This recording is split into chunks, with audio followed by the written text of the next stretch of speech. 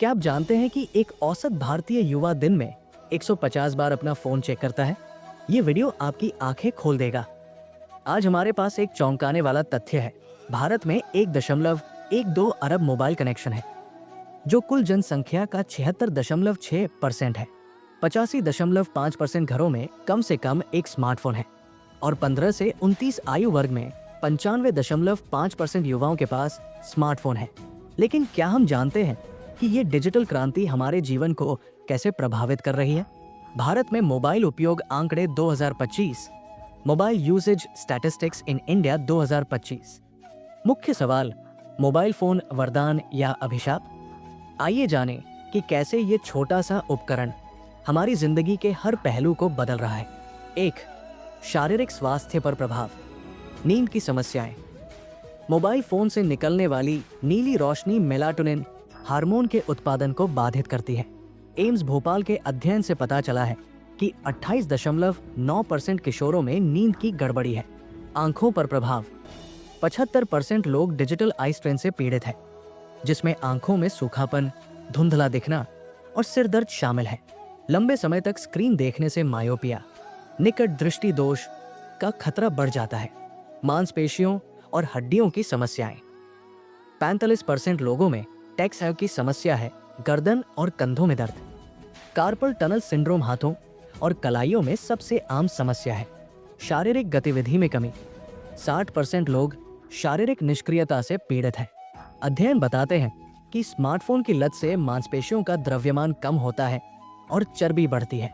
Mobile phone के अत्यधिक उपयोग का स्वास्थ्य पर प्रभाव। Bharat, health impact of mobile phone overuse India. 2. मानसिक स्वास्थ्य पर गहरा प्रभाव। अवसाद और चिंता। एम्स भोपाल के शोध के अनुसार मध्य प्रदेश के 33.1% किशोर अवसाद से पीड़ित हैं, जबकि 24.9% चिंता से ग्रस्त है। 7 वर्षीय सूर्यांश दुबे का मामला चौंकाने वाला है, जो दिन में 8 घंटे फोन इस्तेमाल करने से वर्चुअल ऑटिज्म डिसऑर्डर से पीड़ित हो गया। डोपामाइन की लत। हर स्क्रॉल या स्वाइप से दिमाग के उसी हिस्से में डोपामाइन रिलीज होता है जहां नशीली दवाओं से होता है। ये वही केमिकल है जो कोकेन जैसी खतरनाक दवाओं से निकलता है। एफओएमओ और सामाजिक चिंता। फियर ऑफ मिसिंग आउट, एफओएमओ की भावना से युवाओं में निरंतर तनाव और चिंता बनी रहती है। 56% किशोर अधीरता और 59% में गुस्से की समस्या दिखाई देती है। ध्यान केंद्रित करने में कमी। मल्टीटास्किंग और तेजी से जानकारी के सेवन से ध्यान लगाने की क्षमता घट जाती है। छात्रों में अकादमिक प्रदर्शन में गिरावट आती है। आयु समूह के अनुसार स्क्रीन समय पैटर्न। Bharat, screen time patterns by age group India. 3. सांस्कृतिक और सामाजिक प्रभाव। पारंपरिक भाषा का ह्रास। 45% लोगों में पारंपरिक भाषा का उपयोग कम हो गया है। अंग्रेजी या इंग्लिश का बढ़ता प्रयोग भारतीय भाषाओं के लिए चिंता का विषय है। पारिवारिक संबंधों में कमी। 55% लोगों में पारिवारिक समय में गिरावट आई है। आमने सामने की बातचीत 60% तक कम हो गई है। पारंपरिक पारिवारिक संरचनाओं में बदलाव आ रहा है। महिलाओं पर विशेष प्रभाव। मध्य प्रदेश के ग्रामीण क्षेत्रों में महिलाओं के मोबाइल उपयोग को लेकर पितृसत्तात्मक चिंताएं हैं। उत्तर प्रदेश के लांग गांव में अविवाहित महिलाओं पर मोबाइल फोन का प्रतिबंध लगाया गया था। सांस्कृतिक गतिविधियों में गिरावट। 50% लोगों में पारंपरिक सांस्कृतिक गतिविधियों में भागीदारी कम हो गई है। त्योहारों और सामुदायिक कार्यक्रमों में शारीरिक उपस्थिति की बजाय डिजिटल भागीदारी बढ़ रही है। 4. राजनीतिक प्रभाव। लोकतंत्र पर प्रभाव। सोशल मीडिया लोकतंत्र के लिए दोधारी तलवार है। ये एक तरफ लोगों को राजनीतिक चर्चा में भाग लेने का अवसर देता है, वहीं दूसरी तरफ फेक न्यूज़ और गलत सूचनाओं का प्रसार करता है।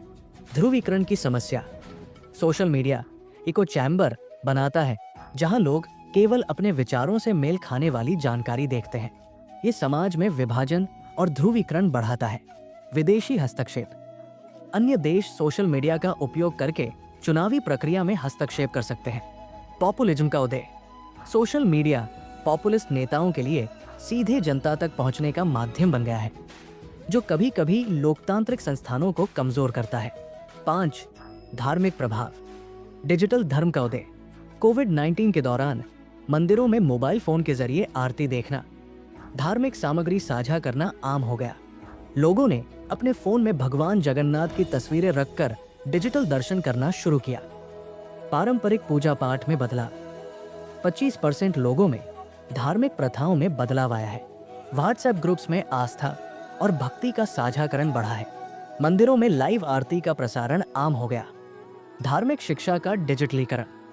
मोबाइल फोन के जरिए श्लोक, मंत्र और गायत्री मंत्र सीखना संभव हो गया। भजन और कीर्तन ऑनलाइन सुनना आसान हो गया। 6. वैश्विक स्तर पर उठाए गए कदम। स्कूलों में मोबाइल पर प्रतिबंध। 60 से अधिक देशों में स्कूलों में स्मार्टफोन पर प्रतिबंध लगाया गया है। फ्रांस 2018 में 15 साल तक के बच्चों के लिए पूर्ण प्रतिबंध। चीन 2021 में लिखित अनुमति के बिना स्कूल में फोन लाना प्रतिबंधित। इटली 2007 में सबसे पहले प्रतिबंध, 2024 में और सख्त नियम। नेदरलैंड्स 2024 में क्लासरूम में पूर्ण प्रतिबंध। ब्राजील 2025 में संघीय कानून। WHO के दिशा निर्देश। विश्व स्वास्थ्य संगठन ने स्पष्ट गाइडलाइन दी है। 1 साल से कम कोई स्क्रीन टाइम नहीं।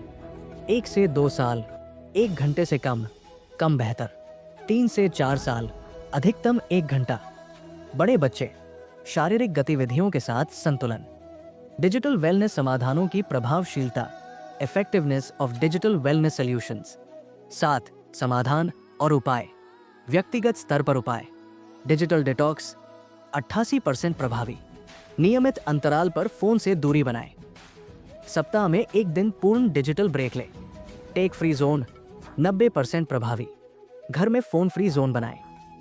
खाना खाते समय और सोने से पहले फोन का इस्तेमाल न करें। व्यायाम और शारीरिक गतिविधि 85% प्रभावी। नियमित व्यायाम करें। बाहरी खेलों में भाग लें।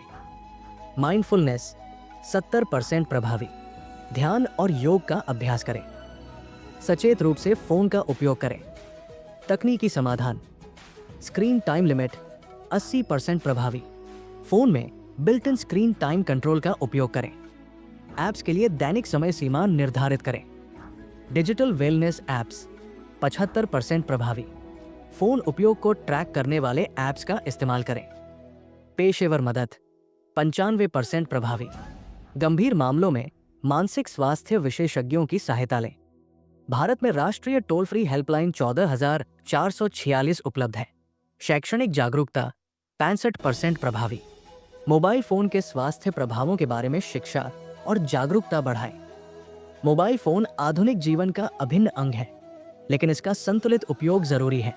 भारत में 80 करोड़ से अधिक इंटरनेट उपयोग करता है और ये संख्या तेजी से बढ़ रही है। हमें समझना होगा कि तकनीक हमारे लिए है, न कि हम तकनीक के लिए। मुख्य संदेश: सचेत रूप से फोन का उपयोग करें। नियमित डिजिटल डिटॉक्स करें। शारीरिक गतिविधियों को प्राथमिकता दें। पारिवारिक और सामाजिक संबंधों को मजबूत बनाएं। जरूरत पड़ने पर पेशेवर मदद लें। आज ही से अपनी डिजिटल आदतों को बदलना शुरू करें। याद रखें, संतुलन ही जीवन की कुंजी है। अंतिम सवाल: क्या आप अपने फोन को कंट्रोल करते हैं या आपका फोन आपको कंट्रोल करता है? इस वीडियो को अधिक से अधिक लोगों तक पहुंचाएं ताकि हम सभी मिलकर एक स्वस्थ डिजिटल समाज का निर्माण कर सकें।